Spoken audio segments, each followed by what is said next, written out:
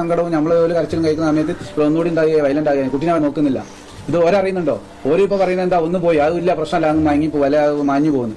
അതല്ലല്ലോ, നമുക്കിതൊന്നും തീരാ ഒരു ദുഃഖമായി. നമ്മൾ ഇതിപ്പോ മറ്റുള്ള 3 കുട്ടികളുണ്ട്, അവരെ പോറ്റണമെങ്കിൽ എന്ത് ചെയ്യണം? ഇവള് ലെവലിൽ നിൽക്കണം. ഇവൾ ലെവലാവുന്നുള്ള ഡോക്ടർ എത്രയും പെട്ടെന്ന് കോളേജിൽ എത്തിക്കണം പറയുന്നു. അപ്പൊ എന്ത് ചെയ്യൂ?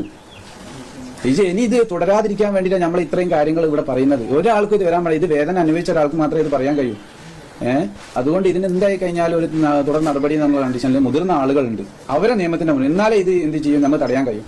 നമ്മുടെ നീതിന്യായ വ്യവസ്ഥയുടെ കണ്ണ് തുറക്കണമെന്നുണ്ടെങ്കിൽ, അല്ലെങ്കിൽ നമ്മുടെ ഈ പറയുന്ന ഭരിക്കുന്ന ആളുകളുടെ കണ്ണൊക്കെ തുറക്കണമെന്നുണ്ടെങ്കിൽ അവരുടെ കുടുംബത്തിൽ എന്തെങ്കിലുമൊക്കെ സംഭവിക്കണം. അങ്ങനെ ഉണ്ടെങ്കിൽ ഈ പറയുന്ന ഇവരുടെ ഈ അനാസ്ഥയൊന്നും അവിടെ കാണത്തില്ല.